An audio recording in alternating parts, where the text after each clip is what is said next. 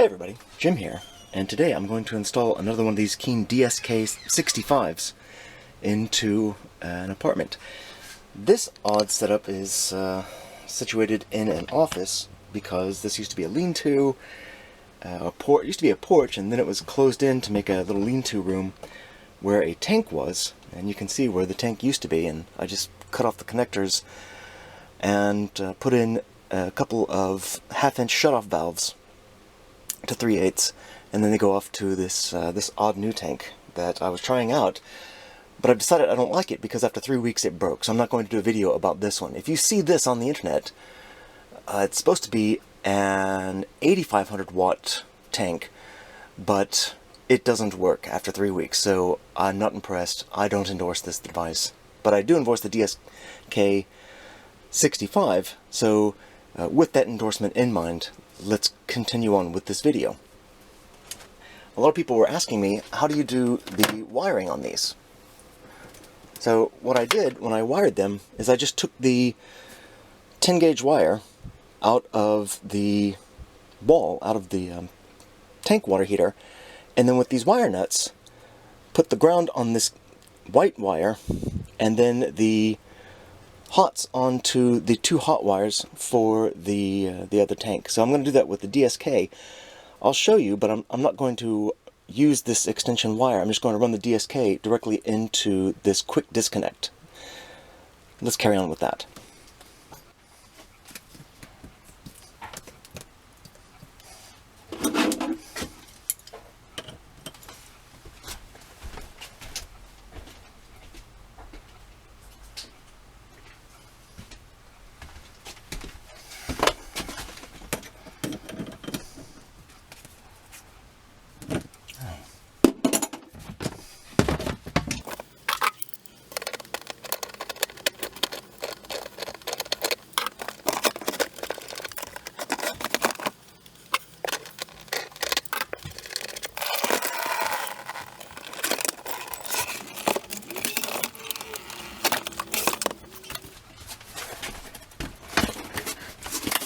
All right. So your DSK, it comes in a Keen box like this, packaged in this super cool bubble wrap.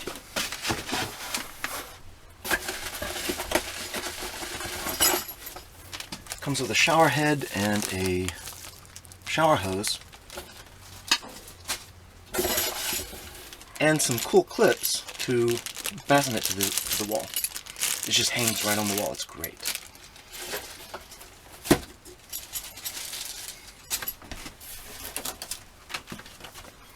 And it comes with some instructions. Nice. In English.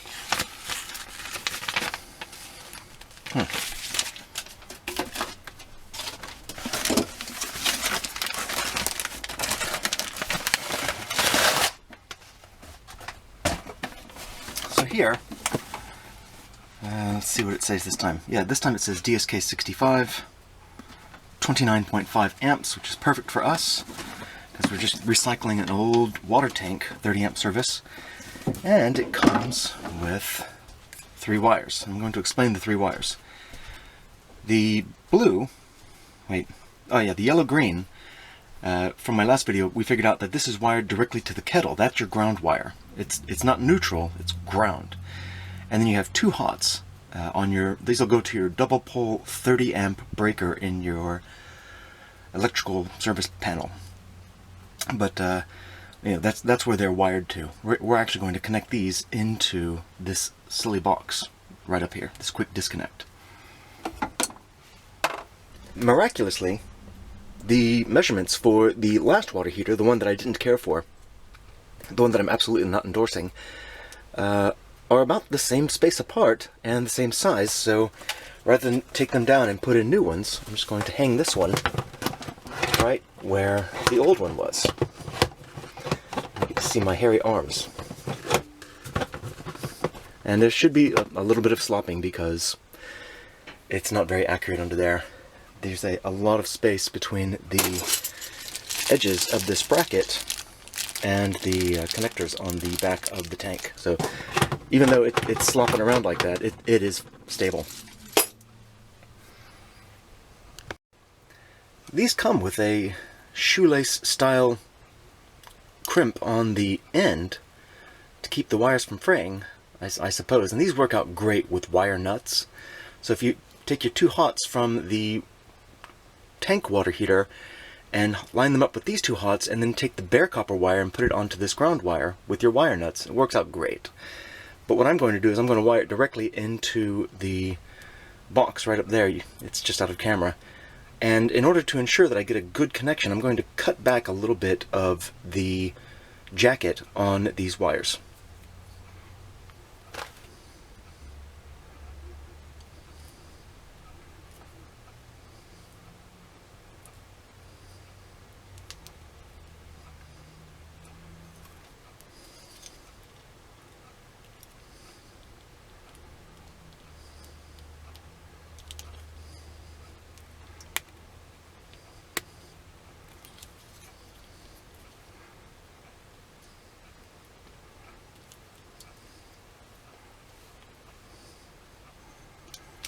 Not exactly the sharpest knife in the world. It'll do the trick. Now I've been very careful not to cut the brass or the copper wire underneath. There. So now I have about a ½ inch instead of a ¼ inch of exposed wire. I'm going to do the other two wires off camera. So this quick disconnect is disconnected at the breaker. So this isn't live at all. So here's your quick disconnect portion. This part you snatch out. It's got two blades, and you have a hot side on the left and a hot side on the right, and then a ground in the middle. And when you put this in, it closes the circuit and makes the system live. We're not going to do that yet.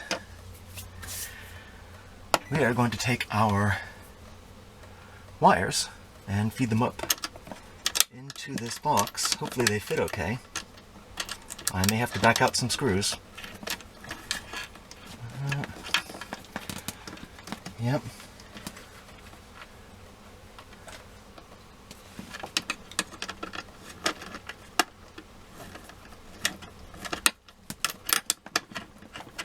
There we go. Alright, and if you're like me, you like your work to be very neat. So, one of the hots is going to go on the left, like so.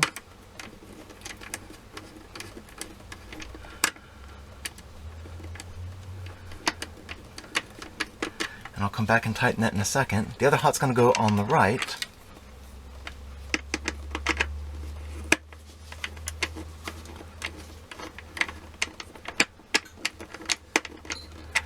And the ground is going to go right here into this keen ground block.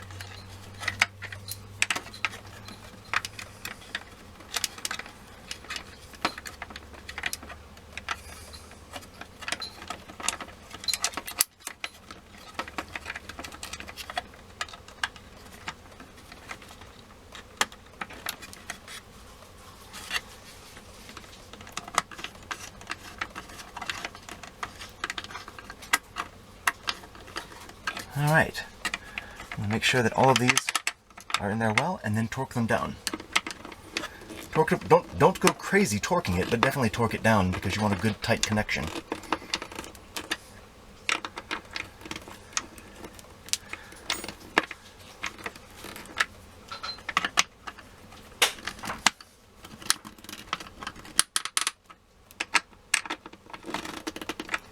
There we go. Alright, the wiring part is done. I'm actually going to put this in here now since the circuit is dead.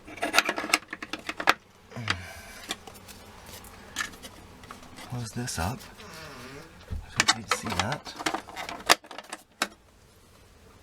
And then I'm going to tighten down the wires on this stress relief connection.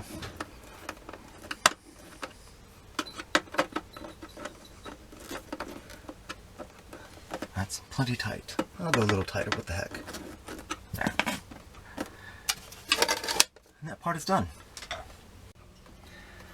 So I've been here about 10 minutes, and what I'm noticing is that my cold supply line is still dripping. You can hear it and see it, which means that this brand new quarter turn valve is already leaking.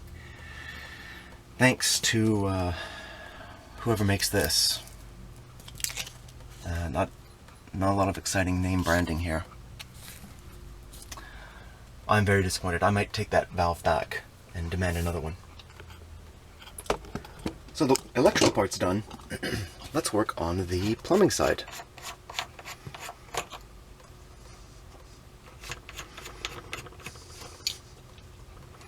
Now, if you remember, in my last video, I used 3/4 inch to 1/2 inch bushings so that I could use the existing hoses from the old water tank, which are 3/4, but these are 1/2 inch NPT with compression bits inside that are supposed to sit up against there. So on the cold side, I think I'm going to be fine because there is an opening underneath here that is going to fit perfectly with my NPT rated compression fitting there. But with the hot supply line, I don't know that it's going to sit well. Normally it would sit on this metal bit, but there's this plastic bit inside, and this grommet on the outside is just a metal grommet that allows for better threading, I suppose. We'll figure it out.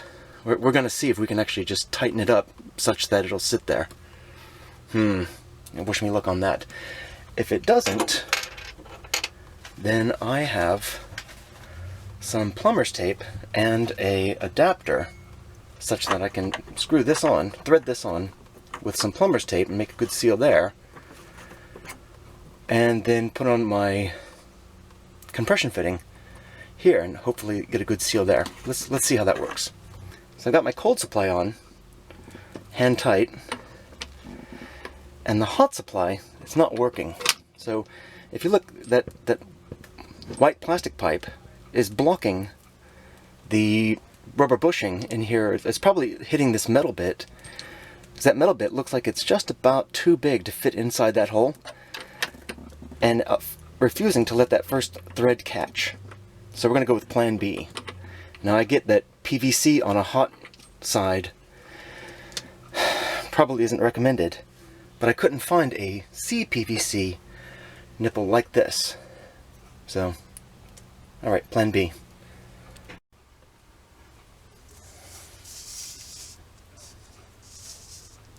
I figure about 6 turns ought to do it. But with PVC, with plastic threads, especially the plastic outer threads, you don't want to go too crazy because it will split. It's not like metal.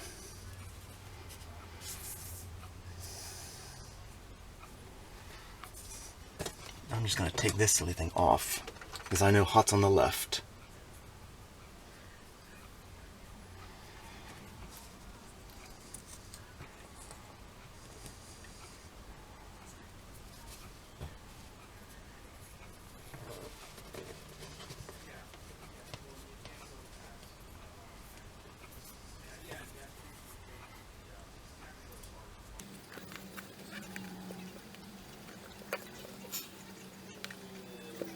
There's 3 and 4, and I just realized I put this on backwards.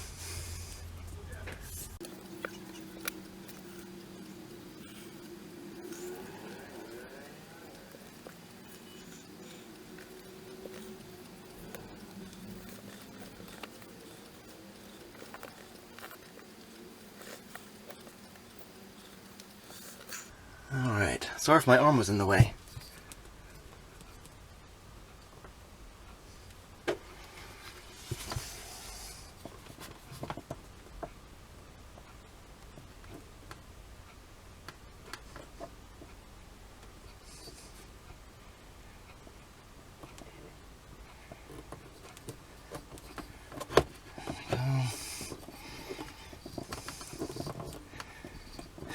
Now remember, everything inside of this silly thing is plastic.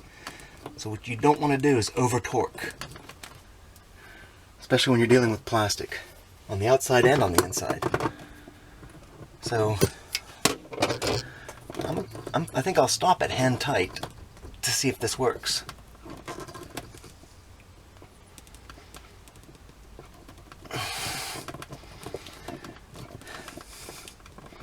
Alright.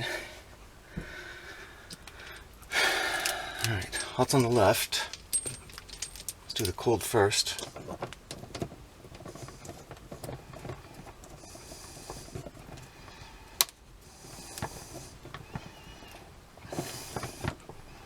Alright, there's hand tight. I want to go under or over. I'm going to keep it nice and neat. We're going to go over, like so.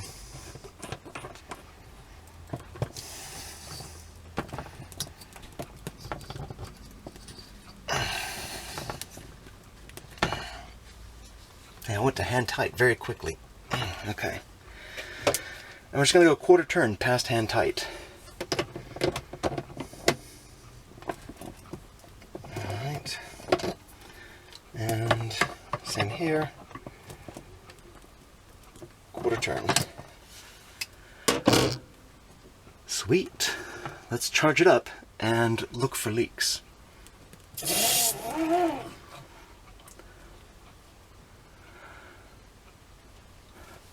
So far pretty good. I'm not seeing anything, but I'm going to wait 20 minutes to ensure that no leaks appear.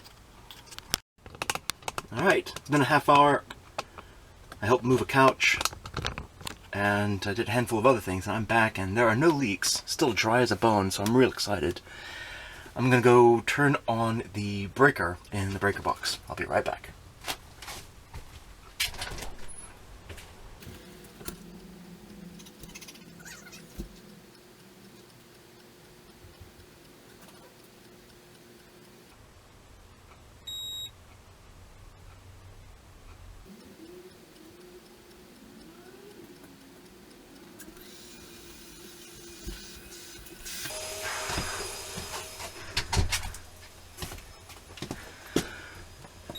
Alright, we're good. So it looks like it defaults to 38 degrees. And they say 45 is a very nice hot shower. So I'm going to test this. Let's see how this works.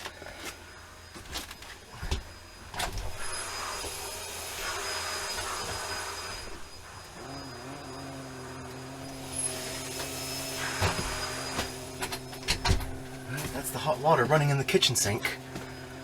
Wow, it's gotten very pretty. They really put a lot of effort into dolling up these LEDs. It's very fancy now. And you can hear the humming. Instead of a rattling noise, it's a bit of a humming noise where the flow meter is measuring the amount of water going through there. And it looks like it just slowly ramps up, and it's putting up, sure enough, 45 degrees Celsius water. Very nice.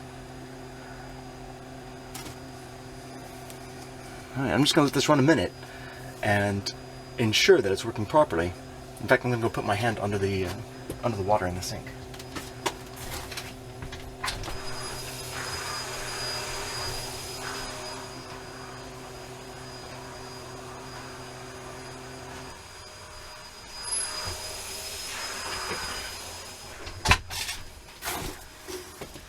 Indeed, it's very hot. Well, that's it. These things, again, you can still pick them up for about $60 on the internet off of eBay. I lucked out and found two of them on Amazon for 30 bucks a piece and immediately bought both of them, and I'm really glad I did because the other tankless water heater went out and I just had this one laying around, and so I made this quick video. And there don't seem to be, this is kind of warm, but I think it's going to be just fine for 45 degrees Celsius. If it were something crazy like 100 degrees Celsius, I absolutely would not use PVC even for this little tiny bit. But for 40 degrees, it's warm enough to take a shower. It's not going to melt this PVC. Hey everybody, I'm back. I had to take a hiatus. I started this last video wherein I was using a PVC analog of this device, which I picked up off of Amazon for 11 bucks. It was 11 bucks for two, and that's really going to bump up the overall price of this device, but not by that much. It's 5 bucks, and then you have a spare. I don't know where you can pick up one of these for just one, but I'll right here you'll see a description of what to search for in Amazon or eBay in order to find this keying device. It's just a 1/2 inch NPT, but it's tapered. So when you look at it, it actually forms a bit of a cone instead of each one of these threads being the exact same diameter. These are a little bit smaller than these over here toward the base of the thing. Same thing with the inside. The threads get smaller and smaller as they move away from the camera there. Yeah, that's not bad machining. It seems like pretty decent quality brass. It's obviously been beat up from where they dropped it, but the rubber washer that goes into this braided steel cable should compensate for any manufacturing flaws. Let's put this on there and see what happens.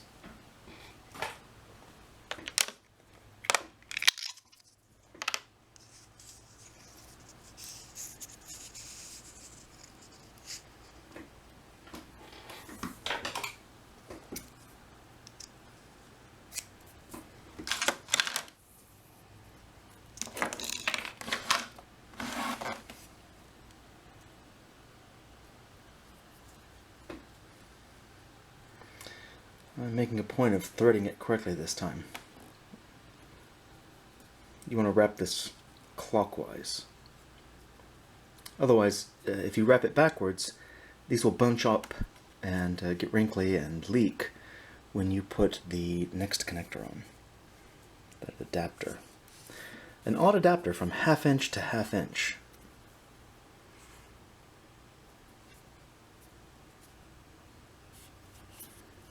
Was that 3? That's 3 turns. That's 4. That's about 4.5 turns. Let me tease this out.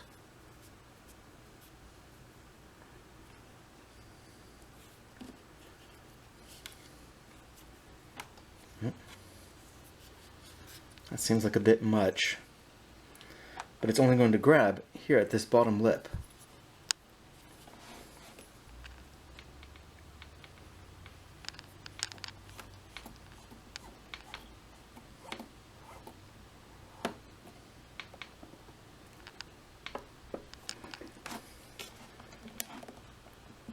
Alright, there's hand tight.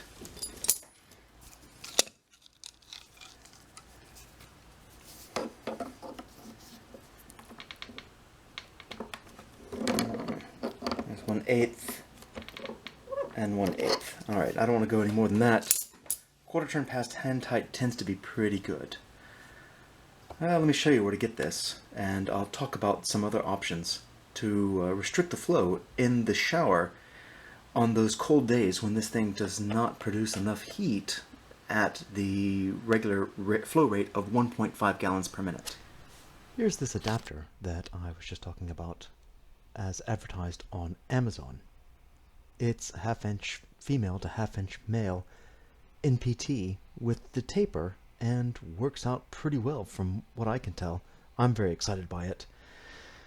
It gives you a little more information here on the screen for what to search for when trying to find this device. I don't have an affiliate link. I don't make any money off of these videos, so search away.